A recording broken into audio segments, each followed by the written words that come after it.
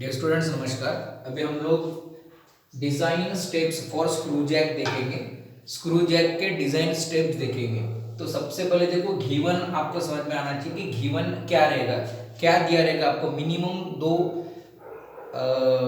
Dzire या outputs क्या दिए रहेंगे कि एक तो वेट और load to be lifted that is W, कितना लोड लिफ्ट करना चाहिए। स्क्रू जैक से वगैरह हम लोग हेवी ऑटोमोबाइल्स वगैरह भी लिफ्ट करते हैं, तो मैक्सिमम कितना लोड लिफ्ट करते आना चाहिए वो पावर स्क्रू ने। सेकंड मैक्सिमम लिफ्ट, और कितना लिफ्ट करते आना चाहिए, यानी 500 किलो न्यूटन 2 सेंटीमीटर के लिए, 20 सेंटीमीटर के लिए, 1 मीटर के लिए कितना।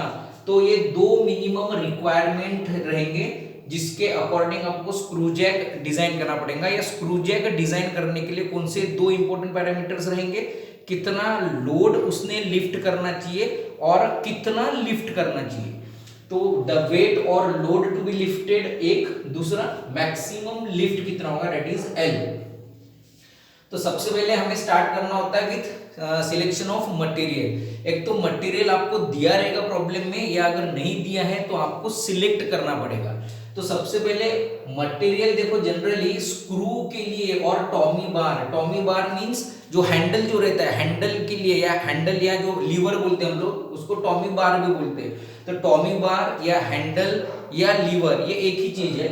तो स्क्रू और टॉमी बार इसके लिए जनरली हम लोग स्टील मटेरियल सिलेक्ट करते हैं, माइल्ड स्टील, कास्ट आयरन नहीं, माइल्ड स्टील जनरली हम लोग सिलेक्ट करते हैं। तो उसके लिए आप पेज नंबर 39 से आप एक तो मटेरियल सिलेक्ट कर सकते हैं, या पेज नंबर 74 ये स्पेशल पावर स्क्रू और नट के लिए दिए हुए मटेरियल्स में पेज नंबर 74 ये दोनों पेज से आप स्क्रू और टॉमी बार के लिए मटेरियल सिलेक्ट कर सकते हैं। यहां पर मटेरियल सिलेक्ट करने के बाद आपको यील्ड टेंसाइल, यील्ड शियर ये वैल्यूज मिलेंगी, ठीक है।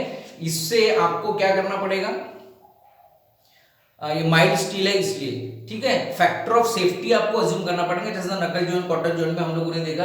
फैक्टर ऑफ सेफ्टी अज्यूम करने के बाद एक तो दिया रहेगा या नहीं तो आपको अज्यूम करना पड़ेगा, या डायरेक्टली इसके डिजाइन स्ट्रेसेस भी कभी कभी आपको दिए रहेंगे। नहीं तो फिर मटेरियल सिलेक्ट करके फैक्टर ऑफ सेफ्टी सिलेक्ट करके आपको उसको फैक्टर ऑफ सेफ्टी से डिवाइड करना पड़ेगा यील्ड स्ट्रेसेस से, तब आपको डिजाइन टेंसाइल स्ट्रेसेस मिलेंगे, डिजाइन शियर स्ट्रेसेस मिलेंगे। ये हम लोग किसकी बात कर रहे हैं, स्क्रू और टॉमी बार की। तो डिजाइन टेंसाइल स्ट्रेसेस और डिजाइन शियर स्ट्रेसेस क्यों जरूरी है, क्योंकि बाद में जब हम लोग स्ट्रेसेस फाइंड आउट करेंगे तो यहाँ पर डिजाइन टेंसाइल स्ट्रेसेस का वैल्यू हमें पता होना चाहिए, और एक्चुअली जो स्ट्रेसेस आएंगे टेंसाइल या शियर उससे हमें मैच करके देखना पड़ेगा। तो एग्जिस्टिंग स्ट्रेसेस जो है वो कम आनी चाहिए डिजाइन स्ट्रेसेस है, तब कहाँ डिजाइन सेफ रहेगा। उसके लिए हमें design tensile stresses find out करके रखना पड़ता है, या design shear stresses, ultimately design stresses find out करना है।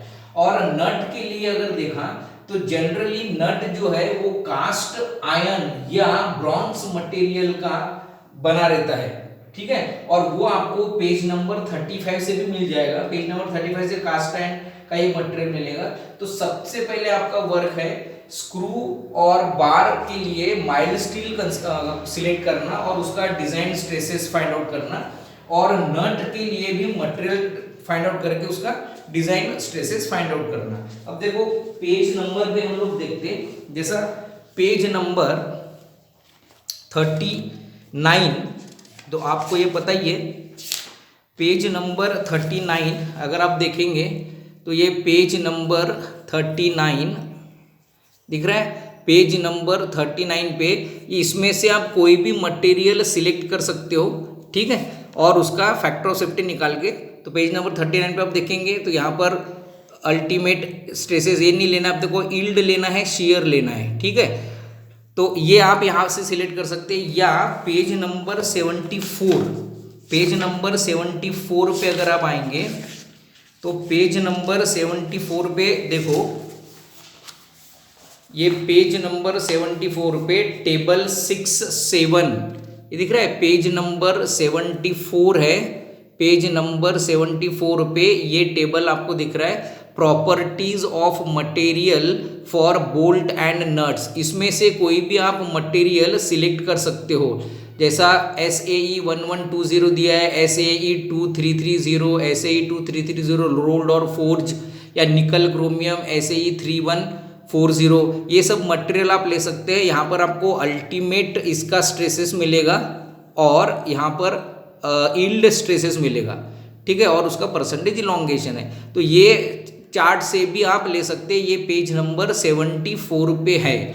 और एक बात, ये हम लोग स्क्रू की बात कर रहे हैं, और एक बात अगर आप देखेंगे पेज नंबर 74 पर ही टेबल जो है, टेबल 6.5 में आपको standard pitch for metric square thread, इसके आपको डायमीटर और पिच दिखेंगे। तो यहाँ पर अगर आप देखेंगे तो यहाँ पर आपको क्या दिख रहे हैं, नॉमिनल डायमीटर, ये पूरे नॉमिनल डायमीटर है।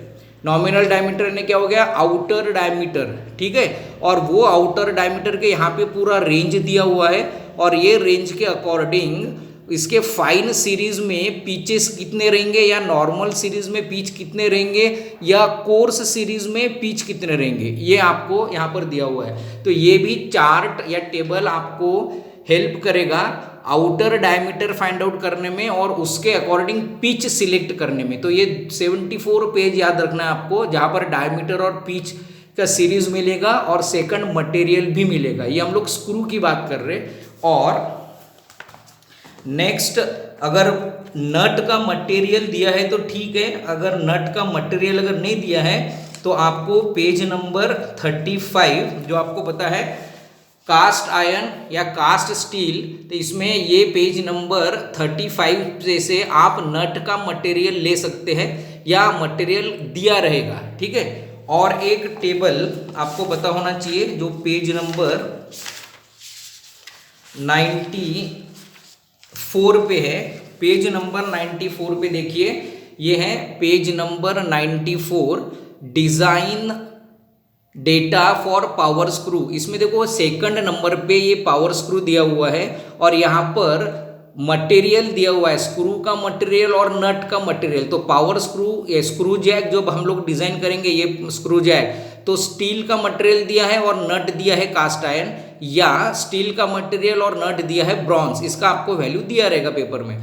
और यहाँ पर दिया है इसका लुब्रिकेशन का टाइप कितना रहेगा, और बियरिंग प्रेशर, हम लोगों ने बियरिंग प्रेशर देखा PB, इसका बियरिंग प्रेशर का रेंज दिया हुआ है और इसका कोएफिशिएंट ऑफ फ्रिक्शन का भी रेंज दिया हुआ है। तो ये भी टेबल आपको बहुत इंपॉर्टेंट है। इसमें से आपको कोएफिशिएंट ऑफ फ्रिक्शन निकाल सकते हैं, कौन कौन से, coefficient of friction for thread यानी स्क्रू और नट के लिए, और coefficient of friction for collar, ये रेंज दिया हुआ है आपको, मीन्स 0.1 to 0.16 ये ले सकते हैं। किसके लिए, जब स्टील का स्क्रू है और कास्ट आयरन का नट है, और स्टील का स्क्रू है और ब्रॉन्ज का नट है, तब आपको कोएफिशिएंट ऑफ फ्रिक्शन ले सकते हैं 0.15 to 0.2। उसी समय का ये रेंज भी दिया है बियरिंग प्रेशर का।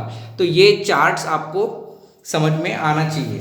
तो ये जो चार्ट्स हम लोगों ने देखे, ये कौन से हैं, पेज नंबर 39 से या पेज नंबर 74 से आपको स्क्रू और टॉमी बार हैंडल या लीवर इसका मटेरियल मिलेगा। पेज नंबर 35 पे आपको कास्ट आयरन का मटेरियल मिलेगा जो नट के लिए आपको सिलेक्शन करना पड़ेगा।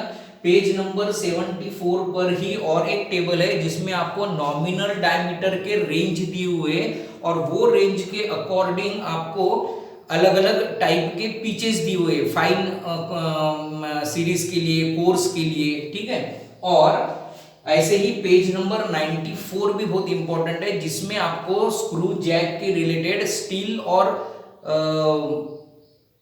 कास्ट आयरन, ठीक है, इसके रिलेटेड आपको बेयरिंग प्रेशर और कोएफिशिएंट ऑफ फ्रिक्शन दिया हुआ है। तो वही रेंज से आपको सिलेक्ट करना पड़ेगा। नेक्स्ट स्टेप में हम लोग देखेंगे, ये तो इनिशियल स्टार्टिंग हो गया, ये पूरा प्रिपरेशन हो गया कि मटेरियल फाइंड आउट करना, फैक्टर ऑफ सेफ्टी सिलेक्ट करना, उसके बाद में उसके डिजाइन स्ट्रेसेस फाइंड आउट करके रखना। ये फर्स्ट इनिशियल प्रिपरेशन हो गया डिजाइन के रिलेटेड। अब हम लोग फर्स्ट स्टेप बाय स्टेप, अभी फर्स्ट स्टेप सेकंड स्टेप देखेंगे। इसमें देखो हमें क्या क्या करना पड़ेगा, डिजाइन ऑफ स्क्रू करना पड़ेगा, डिजाइन ऑफ कॉलर करना पड़ेगा, डिजाइन ऑफ नट करना पड़ेगा, सब स्ट्रेसेस फाइंड आउट करना पड़ेगा, इफिशियंसी निकालना पड़ेगा। तो ये सब स्टेप बाय स्टेप हम लोग देखेंगे। धन्यवाद।